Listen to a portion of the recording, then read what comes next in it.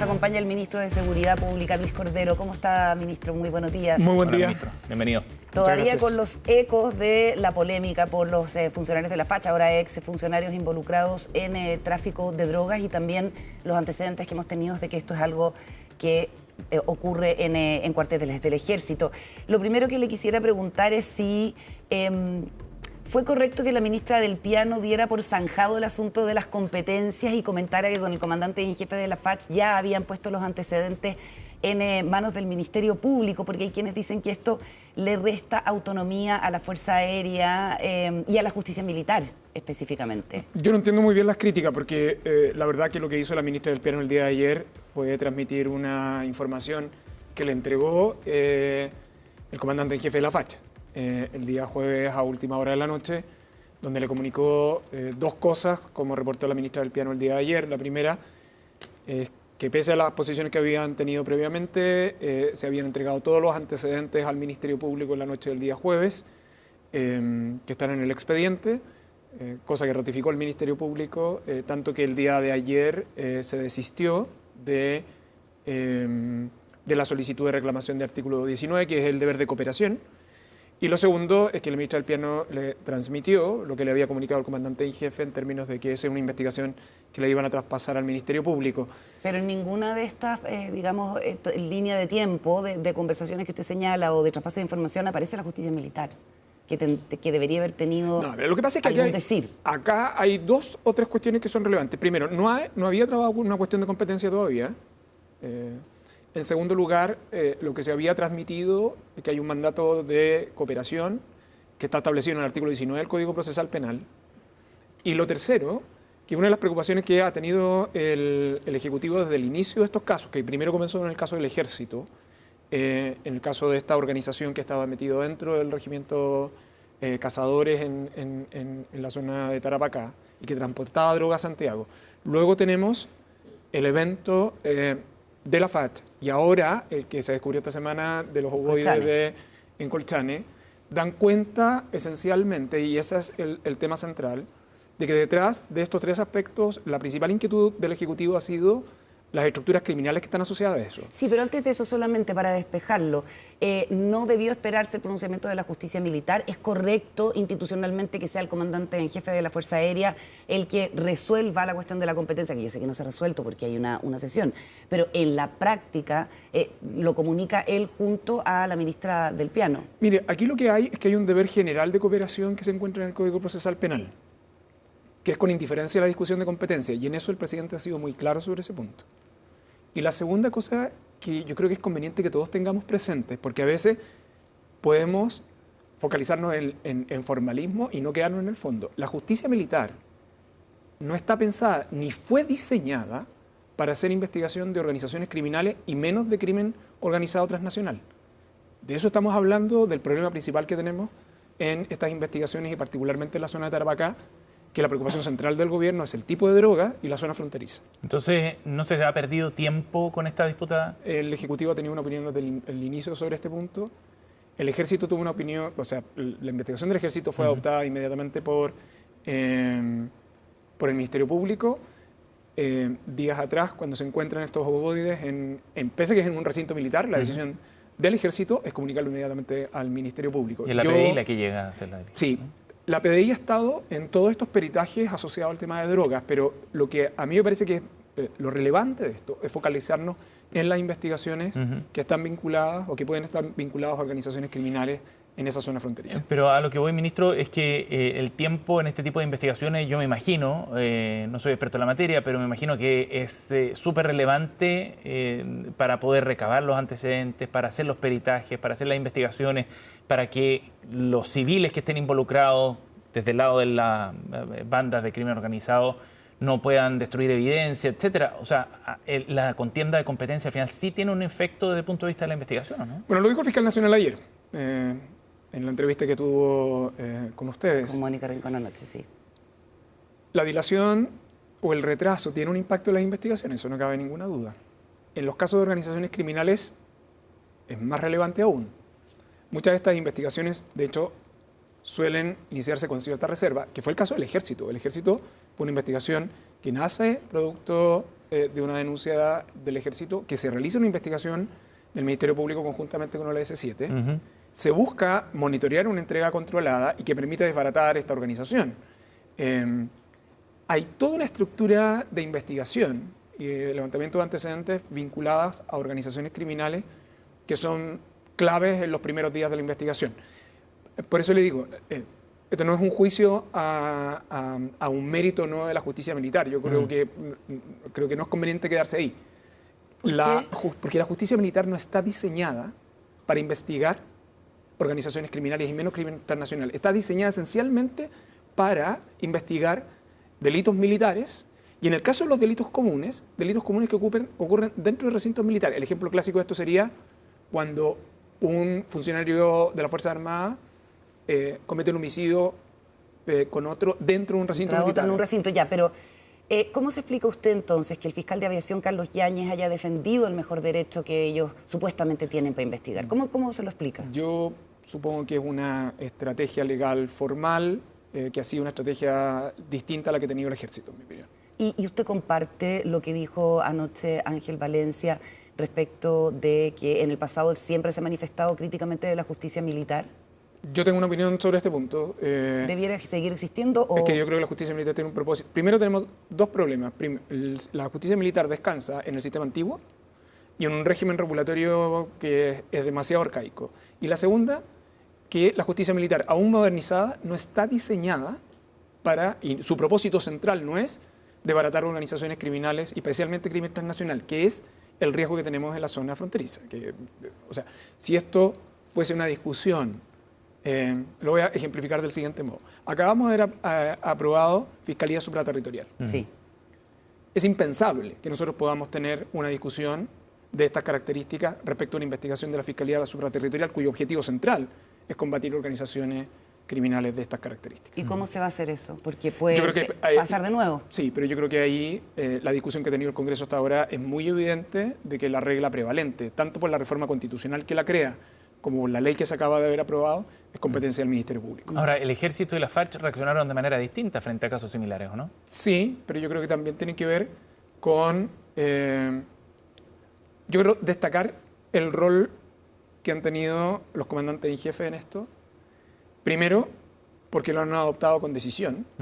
Segundo, porque las Fuerzas Armadas no han enfrentado situaciones similares en el pasado. Lo que tienen son algunos delitos que están vinculados a cohecho, ¿cierto? Otros que tienen que ver con robos de armas, más que regular en ese caso. Lo tercero tiene que ver con algunos delitos de droga donde han estado comprometidos funcionarios de las Fuerzas Armadas, pero hasta ahora no se había identificado una organización criminal que utilice la logística de las Fuerzas Armadas para el transporte de droga. Bueno, y por eso la decisión, yo creo que ha sido una posición bien decisiva. La situación del Ejército, la Armada y la Fuerza Aérea tienen características distintas por sus estructuras internas. Pero en cualquier caso, en las tres ramas yo he visto decisión de abordar con mucha franqueza y con mucha transparencia esta situación. Ministro, abordemos ese punto precisamente, porque lo que uno entiende es que las bandas de crimen organizado, sea cual sea, detectaron aquí una oportunidad, ¿no? Vieron la posibilidad de usar la logística, la estructura del Ejército en un caso, de la FACH en otro, para cumplir con sus objetivos criminales. Y eso habla de cierto grado de penetración. ¿Qué tan profundo es eso? A ver,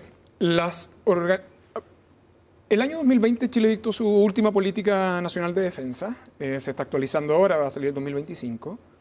Y una de las áreas de riesgo que está identificada en la política de defensa nacional son el crimen organizado transnacional. De hecho, lo dice explícitamente, que potencialmente puede afectar la seguridad nacional. Y en eso, por cierto, es competencia de la justicia civil, como dice esa política, pero donde las Fuerzas Armadas cumplen un rol también a propósito de su estructura logística. Hoy, las organizaciones criminales transnacionales en la región, en América Latina, lo que hacen es esencialmente identificar mercados rentables, ¿no? Y por eso, cuando usted desbarata una banda en un país, beneficia a otras. Eso es lo que está sucediendo hoy día. Por eso hay mucha cooperación policial y mucha cooperación entre ministerios públicos. Esta es una realidad de hace muy pocos años en el caso de Chile. Lo segundo es que esas organizaciones, para que puedan expandirse, requieren corromper instituciones. Sí. Entonces, tienen siempre como foco el sistema de justicia, 2, las Fuerzas Armadas y 3, las policías. Y por lo tanto, esas son las 3 áreas de riesgo que clásicamente son identificadas en este ámbito. Por lo tanto, en esos 3 sectores, las políticas de control interno tienen que robustecerse todavía más porque estructuralmente están expuestas en riesgo. Los antecedentes que nosotros disponemos ahora es que esa penetración, en el caso de las Fuerzas Armadas, no es estructural bajo ningún evento. ¿Toca las 3 ramas? Porque no hemos hablado de la Armada y la Policía Marítima, sí, por ejemplo. Hasta ahora, como ha transmitido el comandante en jefe de la Armada, no tenemos un evento similar en la Armada. Lo que, tal como lo ha dicho el comandante en jefe de la Armada, lo que no exime que en el futuro podrían estar expuestos. La Armada tiene una particularidad, sin embargo, y es que es la Policía Marítima. Claro. Por lo tanto, durante muchos años ha desarrollado políticas de control interno dada la naturaleza de esa función, especialmente en el control de la zona fronteriza, en el control portuario y aduanero. Y en eso la estructura de la Armada, que se ha ido reforzando, tiene ciertas evaluaciones de riesgo que por la naturaleza de sus funciones, las otras 2 ramas no habían desarrollado. Ministro, de todas maneras, usted detecta estos 3 grupos de interés para el crimen organizado, ¿no? Funcionarios del Poder Judicial, las policías y Fuerzas Armadas. Sí. Uno entiende que por la naturaleza del trabajo que realizan y por el contacto más cotidiano, digamos, con la ciudadanía, es más sencillo corromper organizaciones del Poder Judicial y eventualmente de las policías. Y ha habido varios casos también que los vinculan. Sin ir más lejos, el fiscal nacional nos comentaba aquí mismo que fue removido un fiscal en la región de O'Higgins por esos vínculos. Pero si logran ya penetrar las estructuras del Ejército o de las Fuerzas Armadas, entonces estamos hablando de un problema mucho más grande, ¿no? Como que superaron varias barreras y lograron incluso llegar a esa que era la más difícil de todas. Yo en esto prefiero pecar de exceso. ¿Y por qué yo creo que el país en esto tiene que ser drástico? Porque las fuerzas de orden y seguridad y también las Fuerzas Armadas son el último eslabón. Después de eso, no hay nada más. Ese es el nivel de seriedad con el cual el país se tiene que tomar esto. Y por eso, las reacciones drásticas en estos casos son determinantes para el país. Yo creo que la reacción del Ejército en el caso de Colchane es un buen ejemplo de eso. ¿Y no sería una muestra de seriedad, ministro, convocar al COSENA, que es lo que ha pedido un grupo de diputados a través del presidente de la Cámara que ofició al presidente Boric para que lo convoque? Sí, lo que pasa es que el COSENA tiene una finalidad distinta. Aquí estamos hablando de investigaciones judiciales que están vinculadas a organizaciones criminales. No está por ahora comprometida la Defensa Nacional. Y por lo tanto, como ha señalado el gobierno, no hay antecedentes. ¿No está comprometida la Defensa Nacional? No hay compromiso de la Defensa Nacional. ¿Eso se mide en términos como de la amenaza de una nación extranjera? ¿O de un ejército? No, es que hay un tema que es interesante. Porque una clásica visión desde la perspectiva de la amenaza a la seguridad nacional tiene que ver con otros estados. Claro. Hoy existe amplio acuerdo de que también es una amenaza para la seguridad de la nación, organizaciones criminales transnacionales. Correcto. Además amparadas en un narcoestado, eventualmente como puede ser, yo sé que es una acusación más o menos dura, pero Venezuela. Sí, pero claro, pero ahí hay son 2 temas distintos, pero desde el punto de vista de los riesgos globales, sí, las organizaciones criminales transnacionales pueden potencialmente afectar la seguridad nacional. Y entonces en el caso de Chile, las zonas fronterizas son zonas de preocupación porque Chile delimita con 2 países que son productores de cocaína.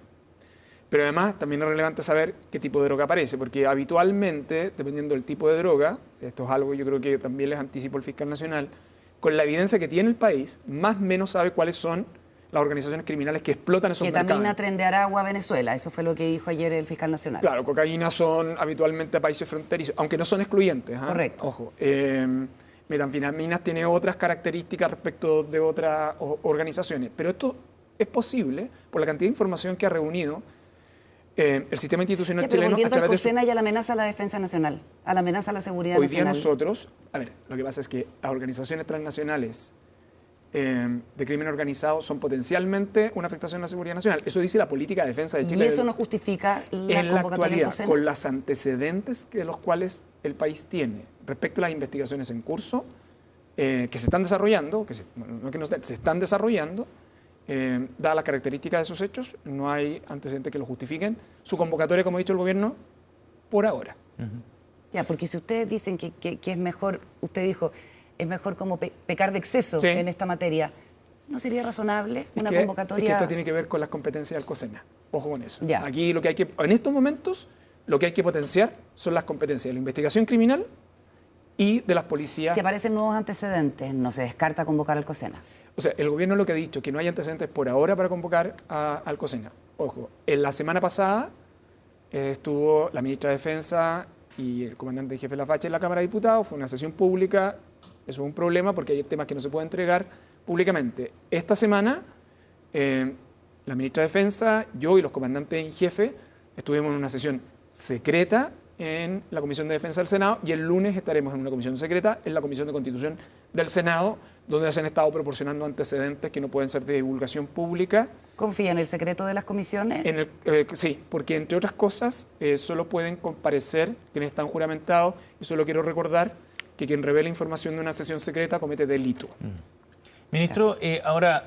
Se sacan los teléfonos, todo, no hay tablet, nada. Sí. Así que yo cumplo con informar que el que asiste a una comisión secreta en el Congreso, si revela esa información, es delito. Ministro, ahora respecto a la forma en la que se enfrenta el crimen organizado en términos generales, ¿no?, dentro del país, el que hayamos conocido estos casos, ¿cambia de alguna forma la estrategia en la que se está abordando el problema desde el Ejecutivo en particular o en el trabajo con las policías? A ver, este es el típico...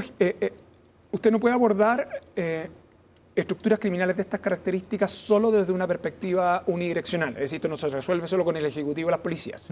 Usted requiere del sistema de seguridad pública en su integridad, ¿no? Esos son las policías, pero también otros organismos de fiscalización, aduanas, impuestos internos, la unidad de análisis financiero, pero también requiere del sistema de persecución penal, ¿no?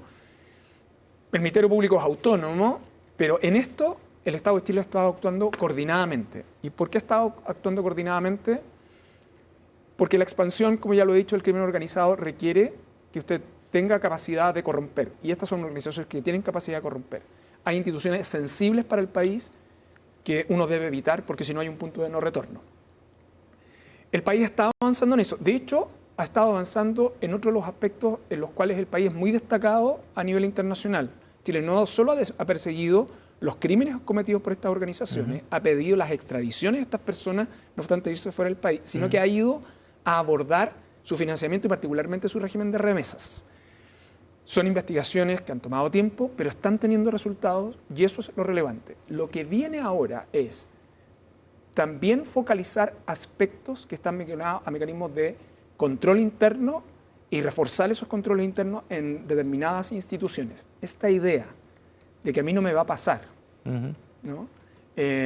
Porque nunca ha sucedido, es una idea que tenemos que olvidar. Y en esa idea de reforzar los controles, ¿es necesario reforzar también el control civil respecto a lo que está ocurriendo en las Fuerzas Armadas?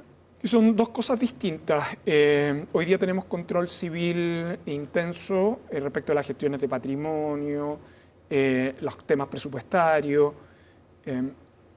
Chile tiene una virtud a diferencia del resto de los países de la región, en América Latina de los 90 en adelante, donde las instituciones armadas, incluyendo las policías, se manejaron con mucha autonomía y en parte facilitaron, de hecho, en algunos países de la región, que las organizaciones criminales penetraran. Chile ha mantenido el control civil sobre las instituciones y tiene mecanismos de control cruzado, de hecho, con ese propósito y fin. Lo que hay es que volver a poner atención en eso. En lo que se estaba trabajando con el caso de las Fuerzas Armadas es reforzar esos mecanismos. Hay algunos que van a requerir de algunas adecuaciones legislativas. O sea, hay cosas que se pueden hacer ahora sin adecuación legislativa y que ya se están trabajando con las Fuerzas Armadas, y hay otras que requieren de pequeños ajustes legislativos en materia de inteligencia. Exámenes de pelo aleatorio, que son mucho más claros en detectar el consumo de sustancias. Sabemos que eso es caro, pero habría que implementarlo, ¿no? Sí, hoy día se están implementando, ampliar a los sujetos obligados en materia de ¿Se está implementando en todas las ramas de las Fuerzas Armadas? Sí, en todas las ramas. De hecho, las Fuerzas Armadas... ¿En todos los cuarteles? Han estado reportando estos días a la autoridad y al Congreso la cantidad de exámenes que han estado haciendo. ¿Y es un número satisfactorio? Es un número satisfactorio, pero nosotros deberíamos buscar ampliarlo más. Pero quiero terminar, un par de cosas, porque ahí hay un punto que creo que es relevante. El segundo tiene que ver con ampliar los sujetos obligados en declaraciones de patrimonio e intereses. Tercero, ojo, no nos quedemos simplemente con los exámenes, porque usted puede tener organizaciones criminales en los cuales no tiene consumidores. Claro. Ojo con eso. Sí. Por lo tanto, lo que interesa saber es cómo se utiliza la logística institucional y, por lo tanto, uno de los aspectos es la situación patrimonial de esos funcionarios.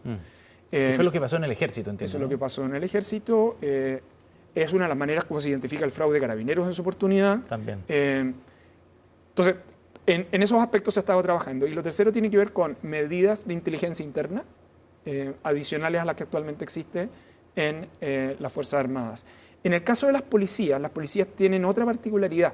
Y es que las policías como están a cargo de las investigaciones, suelen tener contacto, sus mecanismos de controles cruzados están relativamente regulados en la actualidad. Claro. Las Fuerzas Armadas son instituciones que estaban alejados de ese contacto. Claro, Uno lo que no tiene que evitar requisan es droga, no persiguen Entonces, narcotraficantes. contacto puede ser contagio si es que uno no tiene los mecanismos de protección. Y por eso el rol y el tema ha sido tan preocupante para el Ejecutivo, porque esto nace y está especialmente focalizado en una zona fronteriza. Claro, ahora el tema de los recursos para las Fuerzas Armadas también es relevante a la Sí. hora de hablar de esta cuestión mucho más activa para evitar este tipo de contagio criminógeno. Y en ese sentido, ¿qué cree usted, ministro, que habría que readecuar o redirigir los recursos que ya reciben las Fuerzas Armadas o darles más recursos para que puedan hacer esta labor de vigilancia? Hay una combinación de ambas cosas, hay una combinación también de dónde son más eficaces la inversión de los recursos. Estos son recursos para control interno, que es parte también de la conversación que ¿Y se ha habría que tenido. aumentarlos? Hay una discusión en estos momentos presupuestaria, pero yo creo que en el caso de controles internos, además de recursos, tiene que ver con las estructuras de control interno, algunas de las medidas que se están trabajando con las Fuerzas Armadas. Y en materia de inteligencia, ¿cómo se pueden hacer estos controles cruzados que se dan en las policías al interior de las Fuerzas Armadas? Quiero terminar con Sí. en los aspectos que se están estudiando ahora respecto de los elementos adicionales van a requerir recursos complementarios, no cabe ninguna duda. En el caso de aprovechar la Comisión Mixta de Inteligencia para este fin, tiene que ver con posibilidad de realizar contrainteligencia e inteligencia respecto de funcionarios que están en situaciones más expuestas, que formen parte de los mecanismos regulares de control. O sea, que en la comisión mixta se adicione... Algunas de las normas que permitan facilitar porque la esto. comisión mixta está viendo la reforma a la ley de inteligencia. Es la nueva ley de inteligencia. La nueva ley de Así inteligencia. es. Ministro, Y en el fondo habría que adecuarla antes de que salga... Sí, pero yo creo que en esto hay consenso. Hemos estado Ya. conversando, las Fuerzas Armadas y las policías tienen claras sus posiciones. Este es un tema que ha estado coordinando el Ministerio del Interior, porque es inteligencia de Estado. Nosotros lo hemos estado viendo desde el punto de vista de la inteligencia policial. La defensa la estaba viendo desde el punto de vista de la defensa militar, pero los tres tipos de inteligencia tienen que converger en el proyecto de ley de inteligencia y en esto existe un acuerdo que hemos tenido también con los parlamentarios que forman parte de la comisión mixta. Ministro, respecto a los cambios de la situación criminal en nuestro país, el fiscal Barros hace un par de días decía que había un aumento del 28% en el delito de secuestro en la región metropolitana, Sí. en particular en el primer semestre en comparación al año pasado. Y se está viendo también que delitos que antes no eran frecuentes acá en Chile, pero que estaban asociados a bandas extranjeras, ahora empiezan a aparecer más vinculados también a bandas locales. Hace poco fue desarticulada una banda en Linares, por ejemplo, donde había una casa de tortura. Sí. Una cuestión que estaba asociada al Tren de Aragua, a los gallegos, no necesariamente a las bandas locales. ¿Cuánto ha ido permeando entonces esa cultura del crimen organizado en las bandas chilenas también? Dos precisiones. La primera, las declaraciones del fiscal Barros son como de hace un par de semanas. La segunda, nosotros hemos dicho... Fue cuando informaron el aumento de las cifras de secuestro el 2 de julio. Sí, pero era a propósito de ECO en la región metropolitana. Sí. Nosotros Sí. lo que hemos dicho es que las cifras globales se entregarán a propósito del reporte semestral que realiza el Ministerio Público. Ahí está consolidado. Ahí está consolidado. Nosotros tenemos en cifras ¿Hubo globales... molestia porque el fiscal Barros saliera con esa cifra? No. Sí, esto tiene que ver con lo siguiente. Yo creo que el fiscal Barros siempre fue muy preciso que él se estaba refiriendo a las investigaciones de ECO en la región metropolitana. Ya, está bien. O sea, Igual es un número súper preocupante. pero es preocupante que en el secuestro el número absoluto, porque yo le podría mostrar un número y decir, no, mire, los secuestros están bajando, ¿no? El tema del secuestro es que todo secuestro es grave, per se. Pero usted puede tener un cambio en el número absoluto, pero lo relevante es la composición interna. Si está cambiando, por ejemplo, y pueden estar aumentando secuestros extorsivos, es preocupante, con indiferencia como de el número. exalcalde Montoya. Y yo creo que lo que estaba, el propósito del fiscal Barro era transmitir ese mensaje. ¿Y ese tipo de delito no estaba aumentando?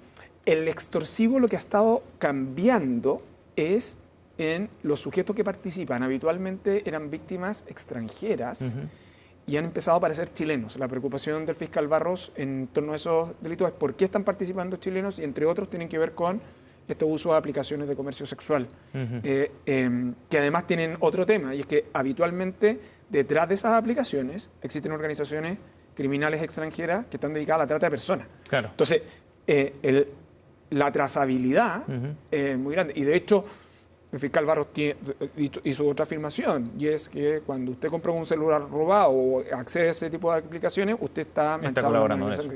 Y eso, yo creo que en ese sentido Barros tiene mucha razón, pero quiere también ser justo con lo que él dijo en el fondo, ¿no? Pero creo que uno tiene que tener cuidado también cómo transmite la información. Respecto de Linares, mire, y del contagio. No es que las organizaciones criminales en Chile no tuvieran secuestro, la tenían. Lo que hay es que efectivamente hay organizaciones criminales extranjeras que la han ejecutado como un elemento propio de identidad y que además ha tenido ciertos perfiles respecto de sus víctimas. En el caso de Linares, lo preocupante, primero es una banda nacional, muy violenta, ¿no? La Reina del Sur la Así apodaban a es. la liga. Pero es solo de chilenos, muy violenta, y que da cuenta de la forma en que esas bandas nacionales disputan territorio con otras bandas nacionales. Hasta ahora nosotros no tenemos evidencia que muestre un problema significativo de disputa entre bandas extranjeras y bandas nacionales, lo que no significa que en el futuro lo Que no podamos pueda tener. pasar, como está pasando en Claro. Meix, la disputa territorial. En la zona sur de Santiago, por ejemplo, esas son disputas que las bandas locales, que son clanes familiares en el caso de tráfico de droga, hasta ahora no ha tenido ese problema. Otro sería la convergencia, ¿no? Es decir, cuando este tipo de bandas pudieran converger en ese tipo de situaciones. Doy estos datos solo para mostrar que el Ministerio Público y las policías tienen una observación permanente de la forma en que se están comportando este tipo de organizaciones. Bien. Chile tiene de las cantidades de informaciones más relevantes de la región en materia de organizaciones criminales estas características extranjeras, y de hecho la ha proporcionado a las policías y a los ministerios públicos de la región por una dinámica que se está dando y que lo dije al inicio. Hoy, desbaratar una organización transnacional en un país beneficia al resto. Ministro, maneras. perfecto. Lo último, porque se nos acabó el tiempo, ya que el trato con los comandantes en jefe del ejército va a tener que ser mucho más cotidiano por el escenario que estamos viviendo, solo para dejarlo atrás, decir que el gobierno instruyó a la FAT, que fue usted el que lo dijo, y que el comandante en jefe haya dicho que el presidente no tiene injerencia en los asuntos de la FAT. ¿Cómo lo ve ahora con perspectiva? ¿Fue un error? ¿Fue un exceso por parte del comandante en jefe? No, es que yo creo que estaban hablándose de dos cosas distintas. Y de hecho el presidente al día siguiente, cuando le preguntaron, lo dijo explícitamente en el fondo, ¿no?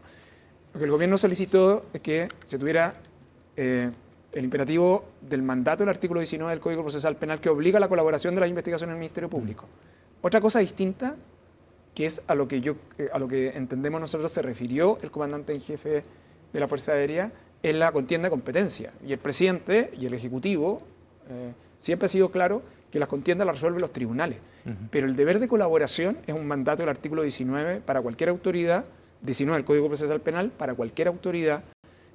Y yo creo que ahí lo que se produjo fue más bien un momento que yo logro entender en un contexto de preocupación y de tensión al interior de la Fuerza Aérea por un hecho respecto al cual la Fuerza Aérea hasta ahora nunca había vivido. Yo en esto he visto de cerca el compromiso de los tres comandantes en jefe. He visto de cerca el impacto que para sus instituciones ha tenido. Y yo creo que lo clave en el caso del Poder Civil es contribuir a que esas investigaciones sean profundas y esas prácticas se erradiquen de raíz, porque lo que he dicho, después de ellos, no hay nada. Ministro, gracias por haber venido al estudio de CNN. Muchas gracias, ministro. Muy buen Buenos día. días. 9:37, pausa rápidamente.